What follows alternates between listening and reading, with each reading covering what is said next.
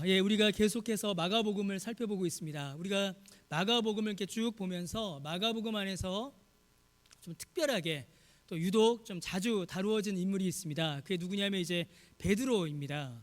이 마가와 베드로는 매우 특별한 관계입니다. 우리가 이 마가복음을 처음 시작할 때쯤에 한번 말씀을 드렸던 것 같은데요. 베드로전서 5장 13절에 보시면 베드로는 마가를 가리켜서 내 아들이다라고 이렇게 말할 정도입니다. 그래서 바울에게 디모데가 있다면 여러분 베드로에게는 마가가 있었죠. 그만큼 마가와 베드로는 관계가 매우 밀접했습니다. 여러분 마가는 예수님을 실제로 보고 또 실제로 예수님의 그 말씀을 들은 적이 거의 없는 사람입니다. 그럼에도 불구하고 마가는 이 마가복음에서 예수님의 이야기, 예수님의 말씀을 매우 생생하게 기록하고 있습니다. 이는 베드로의 말, 베드로의 기억에 이제 의존하고 있기 때문이죠. 베드로가 자기가 보고 듣고 배운 예수님을 마가에게 자세하게 이야기해주면 마가가 그거를 잘 이제 기록을 한 것입니다. 그래서 여러분 이 마가복음에는 베드로가 상당한 영향을 끼쳤습니다. 자, 그런데 그러면 여러분 어떻겠습니까? 자, 누군가가 저의 이야기를 써주는 겁니다. 그러면 보통 어떻게 되겠죠? 제가 누가 도와줘요. 그러면 저에 대한 좋은 이야기, 나쁜 이야기 둘 중에 어느 걸 더 많이 쓰겠습니까? 쉽게 생각하면요, 좋은 이야기를 더 많이 쓰겠죠. 자, 마가 앉아봐. 지금부터 내가 이야기한다. 잘 써. 쭉 하다가 베드로의 안 좋은 이야기가 나와요. 그러면 어떻게 될까요? 베드로가 마가에 건너뛰어봐 하거나 마가가 알아서 눈치껏 그 부분은 살짝 넘어가거나 그러면 얼마나 좋겠습니까? 그런데 마가복음에 기록된 베드로의 모습은 여러분 그렇지가 않습니다. 마가복음에 기록된 베드로의 모습은 긍정적인 모습만 기록되어 있지는 않습니다. 오히려 마가는 베드로의 실패, 베드로의 실수, 그런 부정적인 모습들을 있는 그대로 마가는 기록하고 있습니다. 여러분 이는 마가복음만의 성격이 아닙니다. 이는 성경 전체가 유지하고 있는 일관적인 특징이기도 합니다. 여러분 성경은 인간의 실패와 실수, 죄악을 감추거나 미화하지 않습니다. 아무리 위대한 신앙의 인물이라 하여도 성경은 그들의 잘못을 그대로 기록합니다. 왜냐하면 아무리 훌륭한 사람이라 하여도 그들 역시 자기의 힘만으로는 살아갈 수 없는 하나님의 은혜가 반드시 필요한 여러분 죄인이기 때문입니다. 죄인의 한계를 이 땅에서 사는 어느 누구도 벗을 수가 없음을, 그래서 하나님의 은혜가 절실히 필요함을 성경은 그런 인물들의 이야기를 통하여서 우리에게 보여주고 있습니다. 마가복음도 그러한 성격을 그대로 보여주고 있죠. 그래서 여러분 이제 본문을 이렇게 쭉 따르는 설교를 저희가 하고 있는데 이 설교 중에는 베드로와 제자들의 잘못들, 실패들이 여러분 많이 이렇게 드러나게 됩니다. 그래서 여러분 만약에 베드로와 제자들의 실패와 실수에 대한 설교가 계속 이어졌는데 이러한 설교와 이러한 내용들이 베드로와 제자들을 향한 비난이나 비판으로 만약에 여러분 들리셨다면 이는 전적으로 제가 본문을 잘못 전달하여서 일어난 오해입니다. 제가 성경을 이렇게 정확하게 전달해야 되는데 저의 전달에 조금 오류나 실수가 있어서 이 인물들에 대한 내용을 비난이나 비판으로 들으실 수 있는 그런 오해가 이제 생길 수 있는 것이죠. 여러분 성경은 여러 인물들의 실패와 잘못을 그대로 기록하고 있습니다. 물론 그 중에는 엄혹한 비난과 비판도 분명히 있습니다. 그러나 성경의 궁극적인 목적, 마가가 베드로의 실패를 기록하는 목적은 단순히 비난하고 비판하고 그들을 깎아내리는 데에 있지 않습니다. 성경은 제자들의 잘못을 기록하고 있지만 그들을 비난하지 않습니다. 오히려 그들을 통하여 그 이야기를 통하여서 더 깊은 하나님의 뜻을 우리에게 알려주고 있습니다. 어쩌면 오늘 설교의 결론을 제가 좀 미리 당겨서 말씀을 드리는 것과도 같습니다. 여러분 성경에서 인물들의 실패, 그들의 실패를 기록하는 목적은 첫 번째로는 그들의 넘어짐이, 베드로와 제자들의 넘어짐이 우리의 연약한 실체를 보여주는 거울과 같기 때문입니다. 여러분, 베드로 예수님의 수제자입니다. 예수님과 함께하였고 예수님의 말씀을 직접 들었던 자였으며 예수님께 헌신을 하였던 아주 귀한 사람입니다. 그런데 그러한 베드로와 제자들이 그렇게 실수하고 실패하고 넘어졌다면 여러분, 그들보다 하나 나을 것 없는 우리는 여러분 어떻겠습니까? 그들을 보며 그들의 실패를 보며 우리의 모습을 돌아보게 되는 것이죠. 성경은 거기에서만 그치지 않습니다. 물론 그 중에는 가룟 유다처럼 완전한 심판으로 들어가 망한 악인도 기록되어 있습니다. 그러나 주님께서는 넘어진 제자들을 다시 일으키십니다. 그들을 다시 회복시키시고 그들에게 다시 능력을 주시며 다시 제자의 길로 들어가게 하십니다. 오늘 설교 제목처럼 다시의 은혜가 있는 것이지요. 그래서 여러분, 실패하고 넘어진 제자들, 거기에서 끝나지 않고 성경은 실패하고 넘어진 제자들을 회복시키시는 하나님과 우리 주님의 은혜로 우리의 시선을 이렇게 이끌어 갑니다. 그러면 여러분, 이게 무슨 은혜가 될까요? 베드로를, 제자들을 다시 회복시키신 그 주님이, 그 하나님이 오늘 저와 여러분의 하나님이십니다. 그러니 오늘 넘어진, 오늘 쓰러진 저와 여러분도, 우리도 하나님께서 우리를 다시 일으키실 것을 우리가 믿음으로 소망하게 되는 것이지요. 그래서 여러분, 제자들의 실패와 실수를 보면 먼저 우리는 성찰하게 됩니다. 아, 우리도 연약하구나, 우리도 어쩔 수 없이 넘어지겠구나라는 그 성찰의 은혜가 있고, 또 하나는 그 넘어진 자를 다시 일으키시는 그 하나님이 내 하나님이시다, 그 주님이 내 주님이시다, 그 하나님이 내 아버지시다라는 그 믿음과 소망으로 우리를 이끌어가게 되는 것입니다. 여러분, 이것이 성경이 제자들의 실패를 기록하고 우리가 이를 살펴보는 일의 목적입니다. 여러분, 오늘 우리가 읽은 본문에서 이를 더욱더 분명히 확인해 볼 수가 있습니다.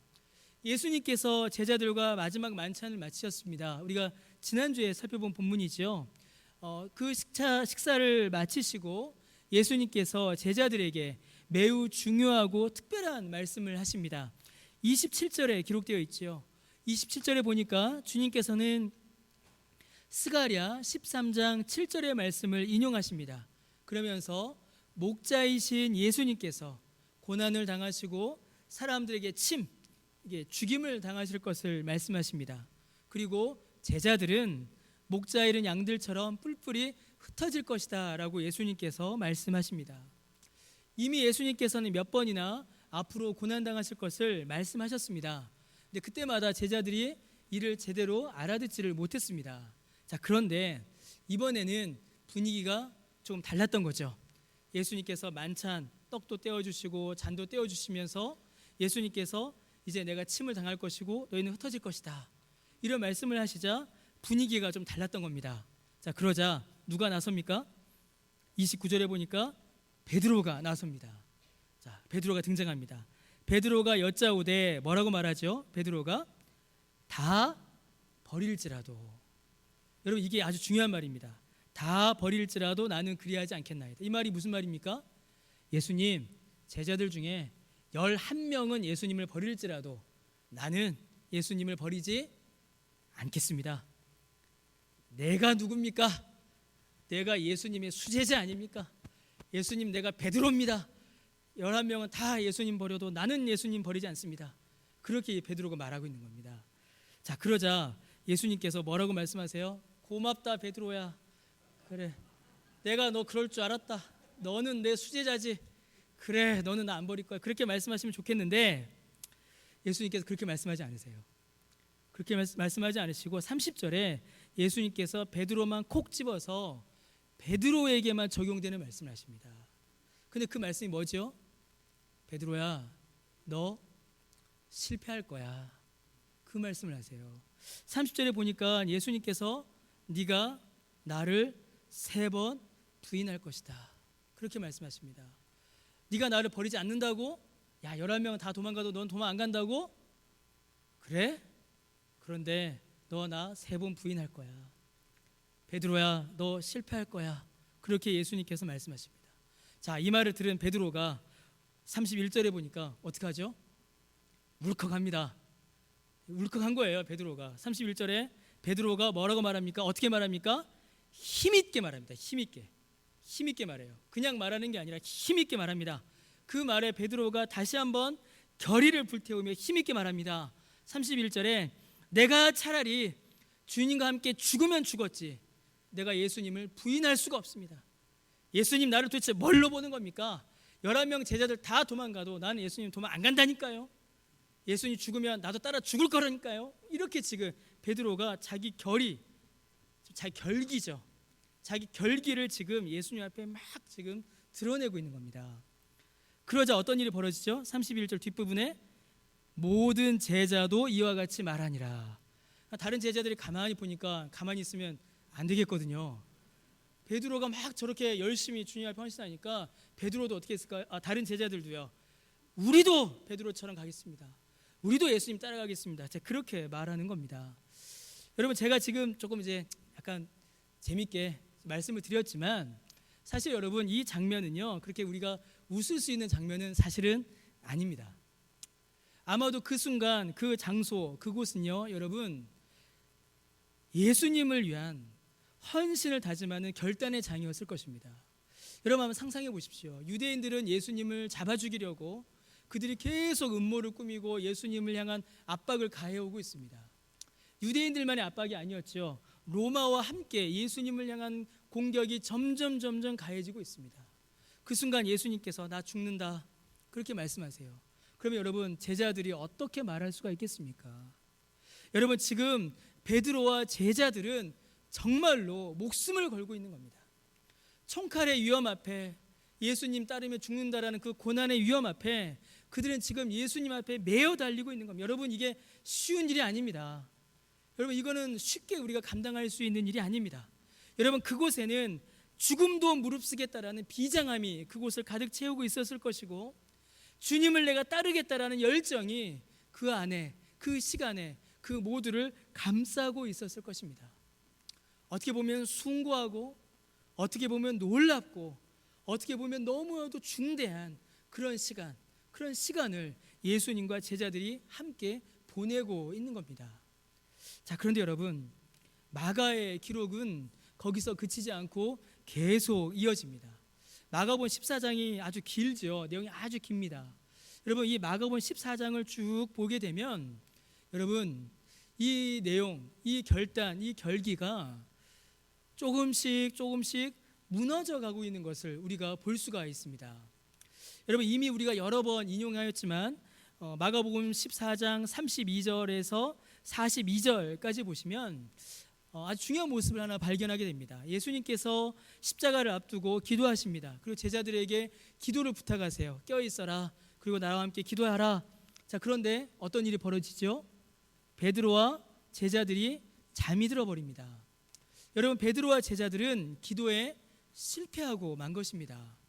예수님께서 같이 기도하자 깨어있어라 라고 말씀하셨는데 제자들이 잠들고 기도하지 못합니다. 여러분 이거는 매우 중요합니다. 여러분 그리스도인은 기도에 실패하면 모든 것에 실패합니다. 여러분 우리는 이 사실을 꼭 기억해야 합니다. 여러분 기도를 가리켜서 우리는 호흡이다라고 말합니다. 영적 호흡이다라고 말하지요. 여러분 기도는 영적 호흡이다라는 말은 그저 비유가 아닙니다. 여러분 우리의 육체가 호흡하지 않으면 어떻게 되죠? 모든 것이 중단됩니다. 움직일 수가 없어요. 우리의 영혼도 마찬가지입니다. 여러분 우리의 육체가 숨쉬지 않고 아무 일도 할 수 없는데 우리의 영혼이 기도하지 않고 무언가를 할 수 있다. 여러분 이거는 불가능한 일입니다. 그리스도인은 기도에 실패하면 모든 것에 실패하고 맙니다. 왜냐하면 기도는 하나님을 의지하는 것이기 때문에 그렇습니다. 하나님을 전적으로 의지하며 하나님의 도우심의 은혜를 간구하는 것이 기도입니다. 여러분 한번 생각해 보십시오. 여러분이 언제 가장 간절히 기도하십니까? 언제 가장 간절히 기도하셨습니까? 하나님의 도우심의 은혜가 지금 당장 필요할 때에, 하나님의 도우심의 역사가 있지 않으면 이 문제를 해결해 나갈 수 없을 때에, 그때 우리는 간절히 주 앞에 기도합니다. 하나님의 도우심을 의지하는 것이지요. 자, 그런데 베드로가 기도하지 않습니다. 예수님께서 그 십자가 고난을 앞에 두시고 간절히 예수님 기도하셨습니다. 정말 땀방울이 핏방울이 되도록 예수님 간절히 기도하셨습니다. 모든 것을 다하여 주님 기도하시는 그때에 그 상황의 엄중함과 그 상황의 그 엄위함 앞에, 그 두려움 앞에 베드로가 잠이 들어버린 겁니다. 기도에 실패한 거죠. 여러분, 이거는 기도를 위해서 베드로가 체력 관리에 실패한 게 아닙니다. 하나님을 의지하는 마음이 약해진 겁니다. 쉽게 이야기하면 기도의 긴장이 풀어져 버린 거죠. 기도의 긴장이 풀린 겁니다. 여러분, 베드로에게 뚜렷이 보이는 게 있습니다. 베드로에게 뭐가 뚜렷이 보이냐면 결단과 결심은 뚜렷하게 보였습니다. 그렇죠. 내가 예수님 따라가겠습니다. 예수님 안 버립니다. 죽으면 죽을지언정 예수님 내가 버릴 리가 없습니다라는 그런 결단과 결기는 뚜렷하게 보입니다. 그런데 하나님을 의지하여서 하나님의 도우심의 은혜를 간절히 간구하는 그 기도와 그 마음은 여러분 베드로에게서 점점 흐려지고 있습니다. 그러니 베드로가 무너지고 있는 거죠. 조금씩 베드로가 무너져 가고 있는 겁니다. 여러분 43절에서 50절 그 뒤에 이어지는 내용에 보면 결국 예수님께서 잡히십니다. 사람들이 예수님을 잡으러 와요. 군호를 짜고 암호를 짜고 막 칼과 몽치를 들고 무기를 들고 예수님을 잡으러 옵니다. 그러자 47절에 보시면요, 예수님 곁에 서 있는 자 중에 한 사람이 칼을 빼어 대제사장의 종을 쳐 그 귀를 떨어뜨렸다라고 되어 있습니다. 사람들이 예수님을 잡으러 오니까 옆에 있던 제자 하나가 칼을 들고 막 휘두르며 누가 예수님을 잡느냐 다 덤벼 이러면서 칼을 휘두르는 거예요. 그게 누굴까요? 요한복음에 보면요, 시몬 베드로가 칼을 들었다라고 기록되어 있습니다. 베드로입니다. 베드로의 결기, 베드로의 용기, 주님을 지키고자 하는 그의 열정, 그의 열심이 지금 뚜렷이 드러나고 있는 겁니다. 여러분, 이거 굉장한 겁니다. 칼과 창으로 군사들이 예수님을 잡으러 이렇게 오는데 혈혈단신 칼 한 자루 들고 지금 덤비고 있는 겁니다. 예수님 못 잡아간다. 예수님 내가 지키겠다. 그렇게 막 칼을 흔들어요. 자, 그런데 여러분 어떻게 됩니까? 베드로의 저항, 베드로의 그 결기는 곧 힘을 잃어버리고 맙니다. 예수님은 잡혀가시고 우리가 여러 번 봤지만 50절 말씀처럼 베드로와 모든 제자들은 다 도망가 버리고 맙니다. 여러분, 베드로가 얼마나 열심히 주 앞에 나아갔습니까? 얼마나 뜨겁게 결단하였습니까? 그의 결단도, 그의 결기도, 그의 칼도 베드로 자신이 주님께 드렸던 그 헌신의 약속을 지켜내지 못했습니다. 내가 주님과 함께 하겠습니다. 주님과 함께 죽을지언정 주님을 부인할 리가 없습니다라고 약속하였던 그 헌신의 약속을 지켜낼 수가 없었습니다. 기도에 실패한 베드로는 헌신의 서약에도 실패하고 맙니다. 자, 그러면 여러분 이 정도 실패하면 이제 그치면 얼마나 좋겠습니까? 그죠? 이 정도 실패도 얼마나 큰 실패입니까? 여기서 그치면 좋겠는데 베드로는 헤어날 수 없는 실패를 또다시 경험하게 됩니다. 바로 66절에서 72절에 기록된 내용이지요. 예수님께서 마가복음 14장 30절에 닭이 2번 울기 전에 네가 3번 나를 부인할 것이다 라고 말씀하신 그 말씀이 66절에서 72절에 결국 이루어지고 맙니다. 예수님께서 재판을 받으셨습니다. 베드로는 예수님 가까이도 못 가요. 재판장 안에 들어가지도 못합니다. 그저 아랫뜰에서 불을 쬐고 있었습니다. 그때 대제사장의 여종 하나가 베드로에게 쭉 와요. 그리고 말합니다. 너의 말투를 들어보니 너 예수님의 제자구나. 너 예수님과 함께하는 거 나 봤다. 너 예수님과 함께하는 사람이지? 너 예수님의 제자지? 이렇게 질문해요. 그러자 베드로가 어떻게 말하죠? 이 질문에 베드로는 3번 예수님을 부인합니다. 네가 무슨 말 하는지 내가 모르겠다. 나 저 사람 모른다. 너 도대체 무슨 소리 하냐? 내가 언제 저와 함께 있었냐? 그러면서 마가복음 14장 71절에 보면 베드로가 저주하며 맹세하되 나는 너희가 말하는 이 사람을 알지 못하노라 이렇게 말합니다. 여러분, 베드로가 아까 어떻게 말했죠? 예수님께 힘을 내요. 힘을 내요. 내가 예수님과 함께 죽으면 죽을지언정 예수님을 부인할 리가 없습니다. 그렇게 힘을 내어 말하던 베드로가 71절에 보니까 또다시 힘을 내어 예수님을 부인하고 있는 겁니다. 힘을 내어 예수님을 부정하고 힘을 내어 내가 예수님 모른다라고 지금 예수님을 부인하고 있는 겁니다. 기도에 실패했고 헌신에 실패했던 베드로가 이제 예수님마저 부인하고 있습니다. 여러분, 베드로의 그 굳은 의지, 그 결단, 그 결기, 그가 휘둘렀던 칼, 그 칼을 들었던 그의 힘, 여러분 다 무너져 버리고 말았습니다. 예수님께로부터 점점 멀어지더니 결국에는 예수님을 부인하고 말았습니다. 벗어날 수 없는 깊은 낙심과 실패와 절망으로 여러분 베드로가 들어가 버리고 말았습니다. 사랑하는 성도 여러분, 마가는 그리고 지금 저도 베드로를 비난하고 있는 게 아닙니다. 여러분, 이 베드로의 실패를 통하여서 우리는 우리의 연약함을 볼 수 있습니다.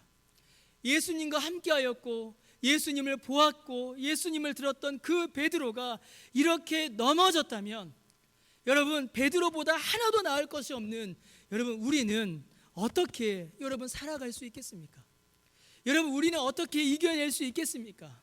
사랑하는 성도 여러분, 넘어지는 이 베드로의 모습, 이게 사실은 우리의 실력입니다. 이게 우리의 모습입니다. 하나님 앞에서 잘 살아보겠다고, 믿음으로 살아보겠다고, 주님을 따르겠다고 결심하고 결단하고 뜻을 새롭게 합니다. 그러나 시험과 환난 앞에서, 닥쳐오는 고난 앞에서, 닥쳐오는 고통 앞에서, 죄의 유혹 앞에서 점점 주님으로부터 멀어지고 넘어지고 실패하고 또다시 주님을 부인하는 여러분, 그 연약함, 그 부족함, 그 모자람이 바로 베드로의 모습이고 저와 여러분의 모습인 것입니다. 여러분, 오늘이 9월 1일이죠. 올해가 벌써 3분의 2가 지났습니다. 3분의 2가 지났어요. 9월이 시작됐습니다. 여러분, 연초에 어떤 계획, 어떤 헌신, 어떤 결단을 하나님 앞에 여러분 하셨습니까? 하나님 앞에 무엇을 약속하셨고 또 스스로 어떻게 마음을 정하셨습니까? 여러분, 그 결단, 그 헌신 여러분 어떻게 잘 지키고 계십니까? 설교 준비하면서 저한테 너무나 많은 찔림이 됐습니다. 제 자신에게. 연초에 성경을 더 많이 읽어야겠다, 기도를 더 열심히 해야겠다, 목회에 더 많은 힘과 생각과 노력을 쏟아부어야겠다, 그렇게 결심하고 그렇게 결단하고 그렇게 마음을 정하고 몇 월부터 몇 월까지는 여기까지 읽고 몇 월부터 몇 월까지는 뭐하고 했던 것들 돌아보면 하나도 제대로 되어 있지 않습니다. 넘어지고 또 실패하고 심지어는 주님 없는 사람처럼 살던 그런 모습들이 나타납니다. 사랑하는 성도 여러분, 주님께서 십자가에 달려 죽으셨습니다. 그리고 무덤에 묻히셨습니다. 만약에 성경의 기록이 여기에서 끝나버렸다면 여러분 어떻게 됐을까요? 만약에 성경의 기록이 예수님 십자가에 달려 죽으셨습니다, 그리고 예수님 묻히셨습니다, 그리고 여러분 여기는 돌아가신 예수님의 동상입니다, 이 동상을 보고 예수님을 기억하세요 라고 성경의 기록이 끝나버렸다면 여러분 어떻게 됐을까요? 여러분, 만약에 거기서 성경의 기록이 끝나버렸다면 베드로는 이 절망과 낙심과 실패에서 다시 헤어나올 수 없었을 것입니다. 만약에 거기에서 성경의 기록이 끝나버렸다면 저와 여러분, 우리 모두는 실패와 절망과 넘어짐에서 다시 일어설 힘을 우리가 찾지 못했을 것입니다. 절망과 낙심과 실패에서 끝나버렸을 것입니다. 그런데 성경은 여러분 여기에서 끝나지 않습니다. 성경은 무엇을 우리에게 알려주냐면 우리 주님이 부활하셨다라는 소식을 우리에게 알려줍니다. 여러분, 바울이 고린도전서에 기록한 것처럼 만약에 부활이 없고 이 세상이 전부라면 베드로도 그리고 우리도 가장 불쌍한 자들로, 가장 비참한 자들로 끝나버리고 말았을 것입니다. 그러나 주님께서 부활하셨습니다. 사망의 모든 권세를 끊으시고 죄와 저주의 세력을 무너뜨리시며 우리 주님이 부활하셨습니다. 그리고 그 주님의 부활은 거기서 끝나지 않았습니다. 부활하신 주님은 그 부활 생명으로 넘어졌던 베드로를 다시 일으키셨고 쓰러져 있던 우리를 다시 일으켜 세우십니다. 주님의 부활은, 주님의 그 부활 생명은, 주님의 그 부활 능력은 베드로를 그리고 우리를 다시 일으키는 힘이요 능력이요 은혜가 된 것입니다. 여러분, 그 기록이 바로 오늘 우리가 읽은 요한복음 21장입니다. 예수님께서 부활하시고 제자들을 만나셨습니다. 그 제자들에게 떡을 먹이셨어요. 그리고 마치 6월절 마지막 만찬을 마치시고 베드로를 부르셨던 것처럼 주님이 또다시 베드로를 부르셨습니다. 자, 그리고 베드로에게 말씀하십니다. 자, 일이 다 지났습니다. 베드로가 예수님 부인하고 도망갔었고요, 예수님 십자가에 달려 돌아가셨었고요, 무덤에 갇히셨다가 3일 후에 부활하셨습니다. 시간이 지났어요. 자, 그리고 나서 예수님께서 제자들을 만나시고 먹이신 후에 베드로를 부르세요. 베드로, 너 이리 와봐. 자, 예수님께서 베드로를 이렇게 부르시고 뭐라고 말씀하실까요? 예수님께서 베드로에게 뭐라고 말씀하십니까? 내가 너 나 부인한다고 했지? 거 봐라, 잘난 척하더니 잘 됐다.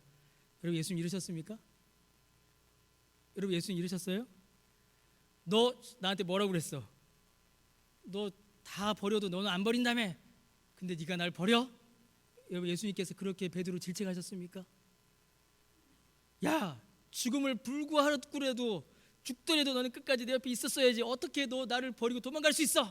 여러분, 그렇게 예수님께서 베드로를 책망하셨습니까? 여러분, 예수님 버리고 도망갔던 그 베드로를 예수님께서 다시 부르시고 그 베드로에게 하셨던 말씀은 질책도 아니고 비난도 아니고 조롱도 아니고 책망도 아니었습니다. 너 왜 그랬니? 너 그러면서 내 제자라고 할 수 있어? 그런 책망과 비난을 퍼붓지 않으셨습니다. 혹은 좋아, 너 뭐 준비했니? 너 이제부터 어떻게 살아갈래? 너 어떤 능력이 있니? 너 무슨 계획이 있니? 너 앞으로 도대체 뭐 할 거야?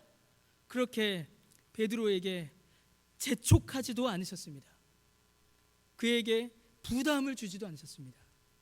여러분, 넘어지고 실패하였던 그 베드로에게 예수님께서 하신 말씀은 간단한 한마디였습니다. 요한의 아들 시몬아, 베드로야, 네가 나를 사랑하느냐? 그거 한마디 물으셨습니다. 질책도 하지 않으시고 비난도 하지 않으시고 앞으로 어떻게 할래? 염려도 하지 않으시고 책망도 하지 않으시고 야, 정신 차려, 재촉도 하지 않으시고 주님께서는 베드로에게 너 나 사랑하니? 그 사랑 하나 물어보셨습니다. 여러분, 왜 예수님께서는 그 순간 베드로에게 사랑을 물어보셨을까요? 여러분, 예수님께서 베드로에게 하신 말씀이 얼마나 많으셨겠습니까? 예수님께서 혼이라도 내셔야 베드로가 변명이라도 하지요. 예수님, 사실 그때는 제가 무서워서 너무나 공격이 심해서 이렇게 변명이라도 해보지 않겠습니까? 그런데 예수님께서는 그런 거 한마디 안 하시고 너 나 사랑하니? 그거 한마디 물어보십니다. 베드로야, 너 나 사랑하니? 여러분, 왜 예수님께서는 베드로에게 이 사랑을 물어보셨을까요? 예수님께서 베드로에게 사랑을 물어보신 이 이유, 이 목적이 도대체 뭘까요? 여러분, 왜냐하면 하나님이 사랑이시기 때문입니다. 하나님이 사랑이시기 때문에 베드로에게 지금 너나 사랑하니? 라고 물어보시는 겁니다. 이 말이 안 되죠. 왜 그럴까요? 예수님께서 먼저 베드로를 사랑하셨기 때문입니다. 여러분, 사랑은 뭐죠? 사랑은 상호 관계입니다. 내가 먼저 사랑하면 사랑이 돌아오게 돼 있어요. 그래서 예수님께서 베드로에게 사랑을 물어보시는 겁니다. 예수님께서 십자가에서 자기 목숨을 내어 베드로를 대신하여 죽기까지 베드로를 먼저 사랑하셨습니다. 사랑이신 하나님께서 베드로를 사랑하셨고 예수님께서 십자가에서 죽기까지 베드로를 먼저 사랑하셨습니다. 하나님께서 주께서 먼저 베드로에게 사랑을 주시고 베드로에게 너나 사랑하니? 이렇게 물어보시는 겁니다. 그럼 여러분, 이 질문은 뭘까요? 네가 나를 사랑하느냐라는 예수님의 질문은 베드로의 사랑의 크기를 측정하는 질문이 아닙니다. 베드로야, 네가 나를 요만큼 사랑하니, 이만큼 사랑하니, 이만큼 사랑하니, 그 사랑의 크기를 물어보시는 것이 아니라 내가 너를 이토록 사랑한다는 사실을 너 알고 있니? 내가 너를 얼마나 사랑하는지 베드로야, 너 알고 있니? 베드로야, 내가 십자가에 달려 죽고 부활했는데 그 십자가에 죽은 것도 부활한 것도 너를 사랑해서라는 거 베드로야, 알고 있니? 그거 예수님께서 말씀하시는 것입니다. 네가 나를 사랑하느냐? 이 질문은 베드로야, 내가 너를 사랑한다. 베드로야, 너를 향한 나의 사랑을 네가 깨달았고 있니? 아니, 그 질문을 예수님께서 하시는 겁니다. 넘어졌고 실패했고 무너졌고 모든 것을 잃어버렸던 베드로였습니다. 여러분, 그 베드로를 다시 일으키는 것은 그 베드로에게 다시 힘을 주고 잃어버린 사명을 회복하고 믿음을 새롭게 하고 제자의 삶을 살아가게 하는 것은 여러분 다른 게 아니었습니다. 베드로가 체력을 기르는 거, 베드로가 막 무술을 배우는 거, 그게 아니었습니다.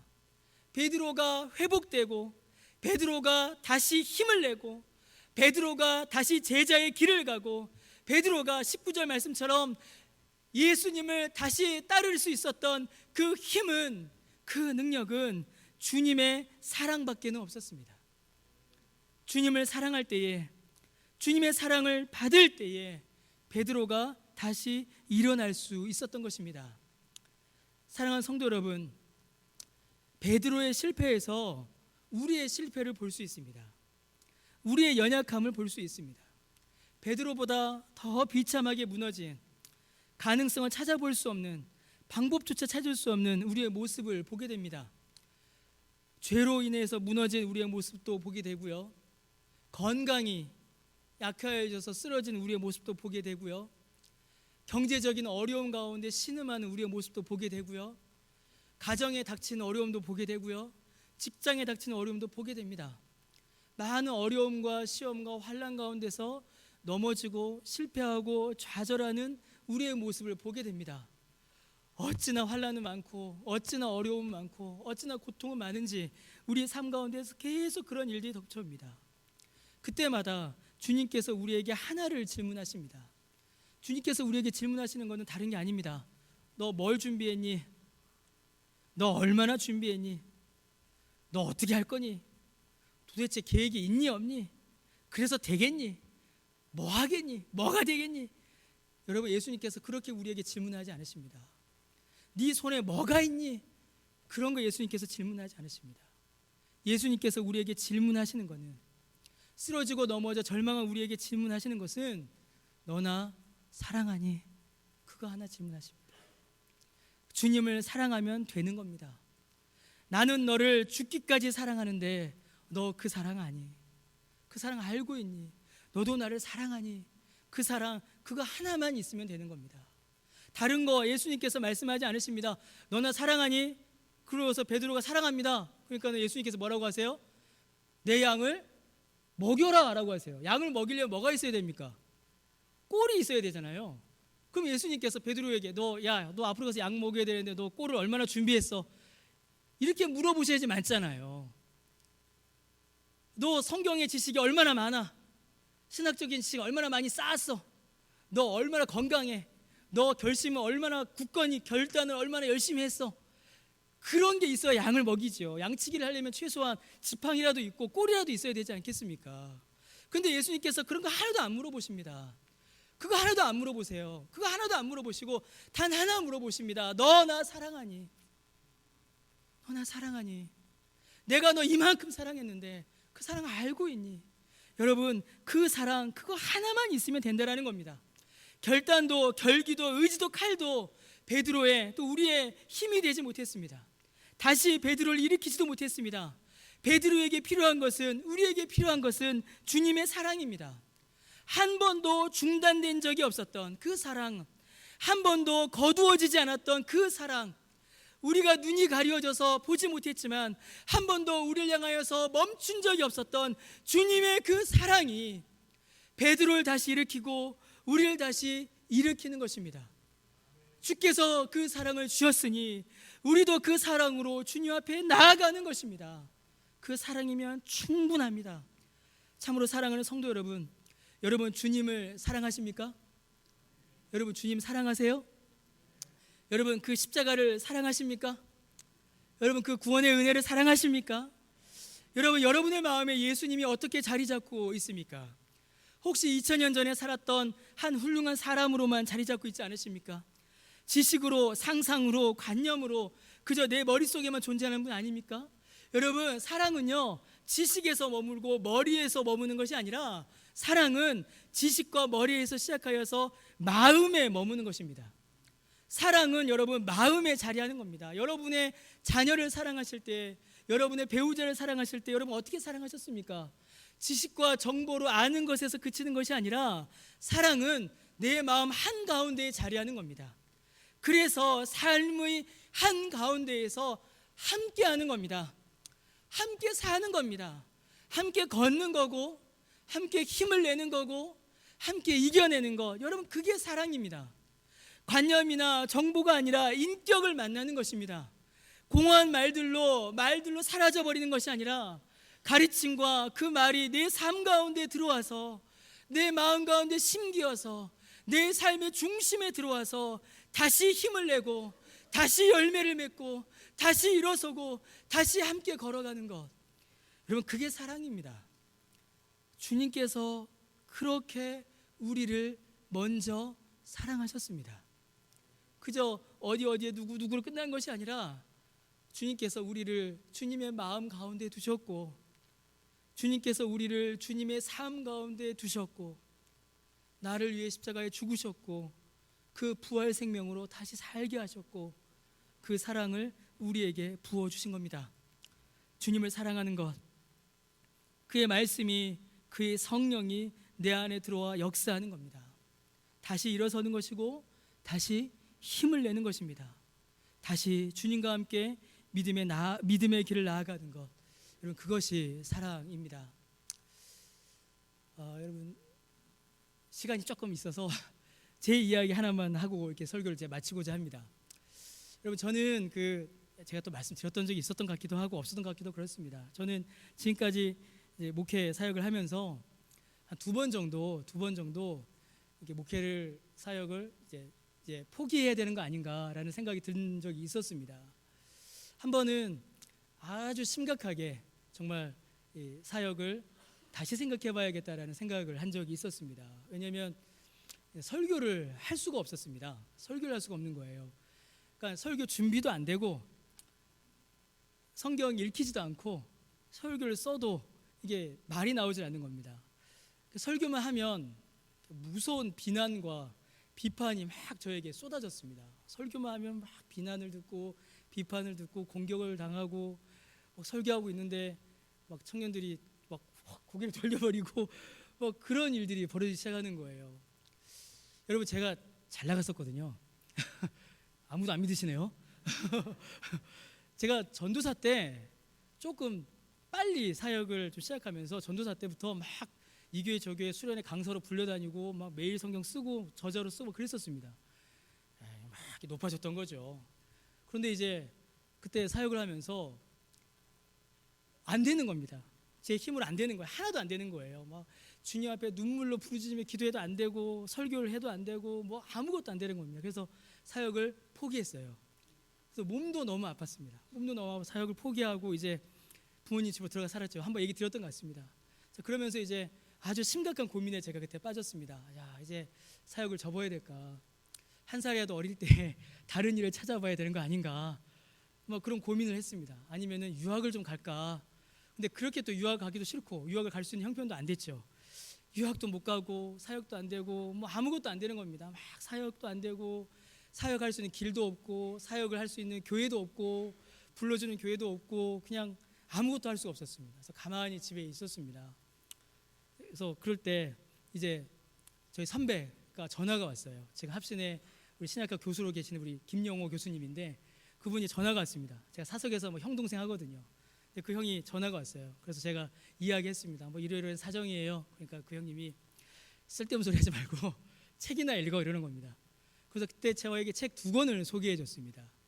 그 2권의 책이 저를 살렸어요. 첫 번째 책이 뭐였냐면 정의학용의 목민심서입니다. 놀라셨죠? 그때 제가 정의학용의 목민심서를 읽으면서 목회가 이거구나라는 걸 제가 그때 다시 한번 깨달았습니다. 두 번째 책이 저를 살렸는데 뭐냐면 존 스토트가 쓴 그리스도의 십자가라는 책입니다. 이 그리스도의 십자가라는 책을 쭉 읽었습니다. 2권 책이에요. 처음부터 끝까지 십자가입니다. 그 십자가를 보면서 제가 알았던 거죠. 십자가구나. 십자가가 뭡니까?